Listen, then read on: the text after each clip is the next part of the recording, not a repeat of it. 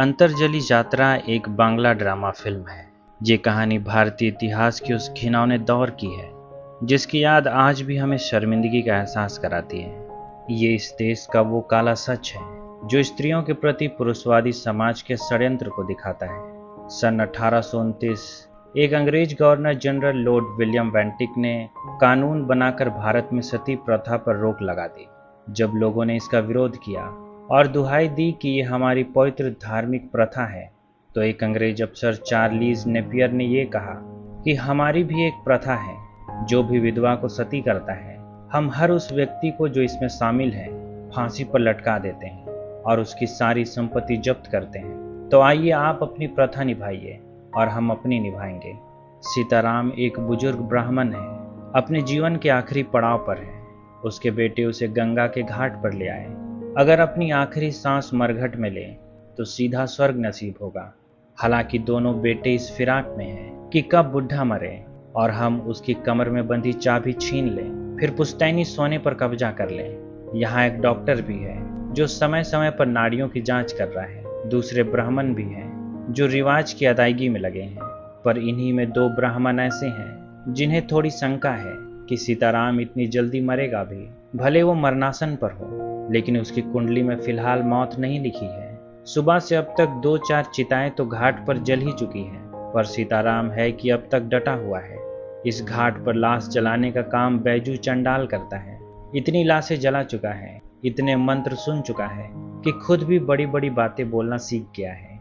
आज जब एक लड़का अपने पिता की लाश को मुखाग्नि देने के बाद फूट फूट कर रो रहा था, तो उसे ऐसे ज्ञान बघारता है कि लड़के का भाई उसी पर भड़क उठा। इधर दोनों पंडित भी बेचैन हैं। जो होगा सही समय पर होगा। आखिर कौन है जो मृत्यु को टाल सकता है? सीताराम जरूर ईश्वर का सच्चा भक्त रहा होगा कि उसे गंगा के घाट पर मरने का अवसर मिला है, लेकिन बैजू चंडाल को ऐसा नहीं लगता है। आखिर कौन सी खास बात है इस घाट पर? यहाँ भी तो जिंदा इंसानों को जलाने का पाप होता रहा है, इसलिए तो नदी भी तंग आकर घाटों को निगल लेती है। इधर एक भाई ने अपने पिता के कमर को टटोलने की कोशिश की। इस पर दूसरा भाई भड़क उठा। कहता है क्या उसे मालूम नहीं है कि वो क्या करना चाहता है? असल में दोनों भाई इस फिराक में है कि किसके हाथ पिता के संदूक की चाबी पहले लगे और सब हथिया ले। दोनों इतनी जल्दबाजी में थे कि पिता के मरने का इंतजार भी नहीं किया गया। इधर दोनों पंडितों में एक ज्योतिषी है। भविष्यवाणी करता है कि सीताराम पूर्णिमा के दिन मरेगा, जब चांद चांदी के कमल सा खिला होगा। पर वो अकेले नहीं जाएगा, उसे एक साथी की जरूरत होगी। तब बैजू उससे पूछता है कि क्या बूढ़ा मुझे साथ लेकर जाएगा? क्या वो मुझे अपनी चिता में खींच लेगा? तब ज्योतिषी उसे डांटता है। कहता है कि भला एक ब्राह्मण का साथी कोई चंडाल कभी हो सकता है? उसकी साथी तो उसकी पत्नी होगी जो उसके साथ चिता में जलेगी। पर सीताराम की पत्नी तो कब की मर चुकी है, वो कैसे उसके साथ जलेगी? ज्योतिषी सुझाता है कि उसकी शादी करनी होगी। एक कुंवारी ब्राह्मण लड़की ढूंढनी होगी जो चिता में उसके साथ जले। पर आखिर ऐसी लड़की मिलेगी कहाँ? एक दूसरा ब्राह्मण लक्ष्मी नारायण, जो ज्योतिषी का साथी है, उसके पैरों पर गिर पड़ा। कहता है मेरी बेटी कुंवारी है, बिन ब्याही है, कब तक ऐसी ही रहेगी? मेरी प्रतिष्ठा दांव पर है, मेरी मदद करो। वे दोनों सीताराम और उसके बेटों के पास चले गए।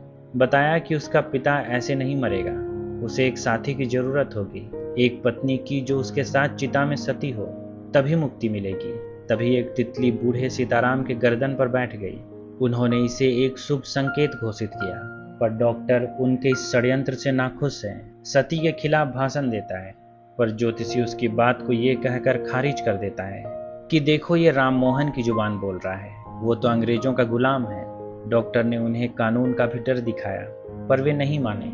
समझाया कि सीताराम तो मरने ही वाला है, फिर ऐसे प्रपंचों की जरूरत क्या है?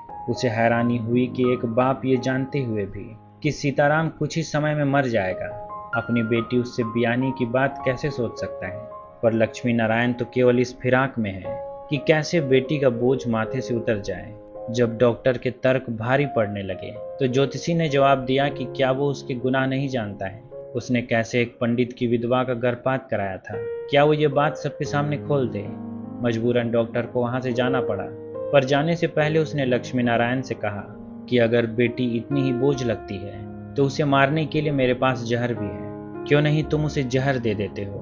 कम से कम सती बनाकर मारने से तो अच्छा ही है। जब डॉक्टर गुस्साए लौट रहा था, रास्ते में बैजू चंडाल उसे रोकता है, आग्रह करता है कि वो ऐसा पाप यहाँ ना होने दे।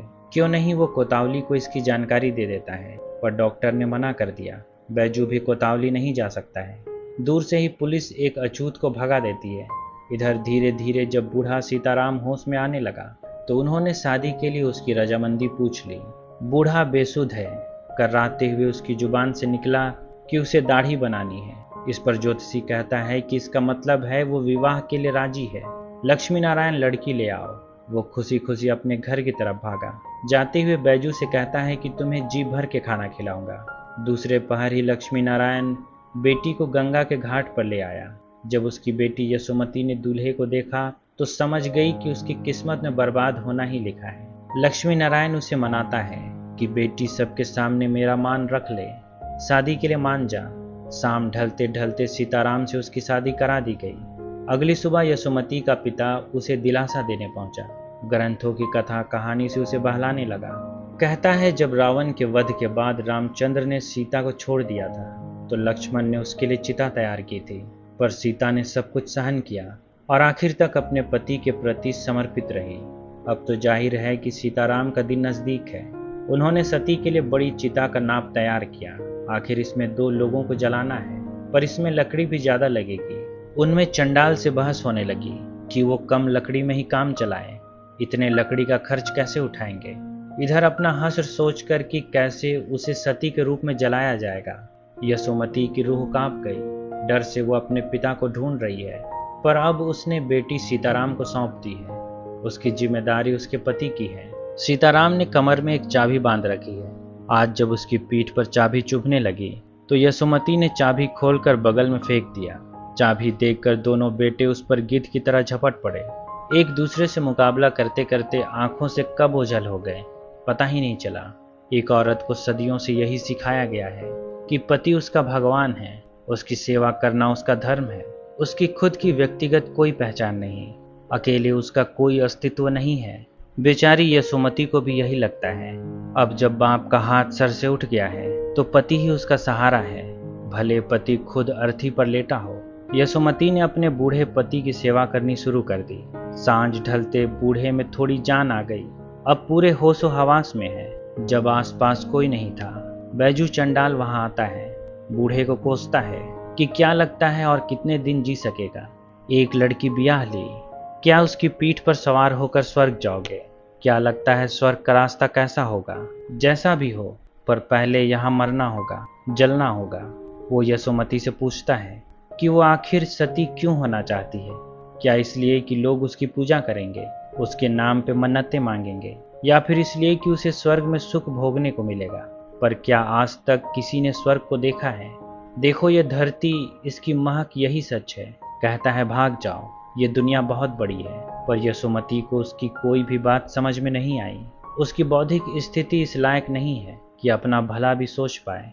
उस समय तो बैजू वहां से चला गया, पर रात में चुपके फिर से लौट आया।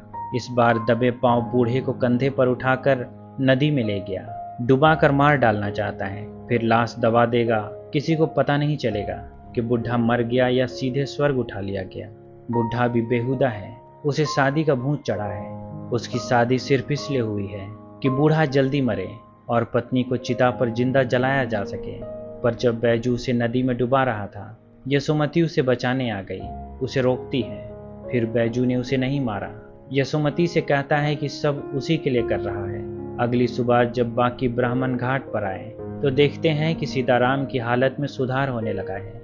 यशोमती का पिता खुश है कि उसकी बेटी अपना धर्म अच्छे से निभा रही है।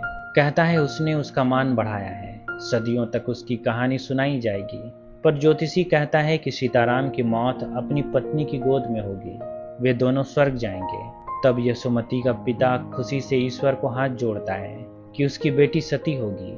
आज सीताराम ने कहा कि उसके घर से आईना ले आए, वो अपनी शक्ल देखना चाहता है। यहाँ आईना तो नहीं है, पर यशोमती ने उसे मिट्टी के बर्तन में पानी भरकर उसका प्रतिरूप दिखाया। बूढ़ा कहता है कि जब उसकी पहली बार शादी हुई थी तब वो जवान था। तब उसे देखकर उसके ससुराल वालों ने कहा था कि देखो ये तो कोई राजकुमार है। दोपहर में जब यशोमती को थोड़ा समय मिला तो वो घाट पर ही इधर उधर घूमने लगी। पीपल के नीचे उसे बैजू चंडाल बैठा मिला। घाट पर ही उसका घर है, इधर ही भटकता रहता है। आज उसने उसे कहा कि जब उसे चिता पर जिंदा जलाया जाएगा वो वहां नहीं रहेगा। किसी को जिंदा जलाने का काम उससे नहीं होगा। वो उसे उन पत्थरों को दिखाता है जिसमें औरतों के हाथ के निशान बने हैं, जो कभी सती की गई थी। लोग यहाँ उनकी पूजा करते हैं। कहता है कि उसके भी हाथ के निशान पत्थर पर लिए जाएंगे, उसकी भी पूजा होगी। यशोमती आज सोचने पर मजबूर है। उसके पास दो रास्ते हैं। नदी में हमेशा एक नाव बंधी रहती है, वो उसकी आज़ादी का रास्ता है। दूसरा रास्ता उसे जिंदा चिता की ओर ले जाएगा। चुनाव तो उसका है, पर यशोमती ने हश्र जानते हुए भी दूसरा रास्ता चुना। उसे तो स्वर्ग का मार्ग चाहिए। पहले रास्ते में उसकी जिंदगी किसी भिखारी से भी बदतर होगी। बिना सहारे जीने की आदत नहीं है। आज रात उसने एक चिता जलते देखी, फिर भी सती होने से मन नहीं डिगा। अगली सुबह बूढ़े में जैसे नई जान आ गई। उठकर बैठ गया है। कहता है उसे दूध पीना है, पर यहाँ मरघट में वो दूध कहाँ से लाए। दोनों बेटे भी चाबी मिलने के बाद अपने पिता से मिलने नहीं लौटे हैं। उन्हें तो पिता के जीने मरने, किसी के सती हो जाने से कोई मतलब नहीं है। उन्हें सोना चाहिए था जो अब मिल चुका है। सीताराम ने दूध के लिए उसे चंडाल से मदद लेने को कहा। उसके पास एक बकरी है, पर बैजू नीची जात का है। ध्यान रहे कि बर्तन को हाथ न लगाए। बैजू को हैरानी है कि यशोमती दूध के लिए उसके पास आई है। हालांकि बकरी की कोई जात नहीं होती, फिर भी ध्यान रखता है कि दूहते वक्त हाथ बर्तन को छुए ना। कैसी अजीब बेहूदगी है। खैर, इस सब में काफी समय हो गया। जब वो बैजू से बातें करते हंसते मुस्कुराते घाट पर वापस लौटी तो सीताराम उसे देखकर जलन से भर गया। उसे गालियां देने लगा। कोसता है कि उसने चंडाल के संग सोकर खुद को दूषित कर लिया है। उसे छुए ना और गंगा में डूबकर मर जाए। यशोमती नदी के ऊपर एक टीले पर चली गई। सिर गाड़ कर रोने लगी। पर जैसा कि ज्योतिषी ने कहा था कि सीताराम की मौत पूर्णिमा को होगी, आज जब नदी में ज्वार बढ़ने लगा, पानी सीताराम के तंबू में चला आया। वो इतना बूढ़ा है कि उठकर भाग भी नहीं सकता है। मौत के डर से कर्राता रहा। यशोमती को आवाज लगाता रह गया, पर वो टीले पर रोते रोते कब सो गई उसे पता ही नहीं चला। जब उसकी नींद खुली तो तंबू आधा डूब चुका था। वो दौड़कर पानी में कूदी कि अपने पति को बचा सके, पर वहां उसका कोई अता पता नहीं चला। कब का डूबकर बह चुका है। पानी इतना ज्यादा बढ़ गया है कि यशोमती भी डूबने लगी। चंडाल ने उसे बचाने की पुरजोर कोशिश की, पर छू नहीं सकता है, कहीं यशोमती का धर्म भ्रष्ट ना हो जाए। यशोमती एक लकड़ी के ढांचे पर चढ़ गई, पर बैजू उस तक नहीं पहुंच सका। यशोमती नदी में बहती हुई कहीं चली गई, शायद डूबकर मर गई। वही हश्र हुआ जो उसके पति का हुआ, या फिर नदी ने उसे एक नई जगह और नई उम्मीद दी। पर जो भी हो, बैजू चंडाल के मन में इस बात की तसल्ली रही होगी कि उसने फिर किसी को सती होते नहीं देखा। इसी के साथ ये कहानी खत्म हो जाती है। उम्मीद करता हूँ कि आपको ये कहानी पसंद आई होगी। अगर ऐसा है तो वीडियो को लाइक, शेयर और चैनल को सब्सक्राइब कर दें। अभी तक बने रहने के लिए शुक्रिया।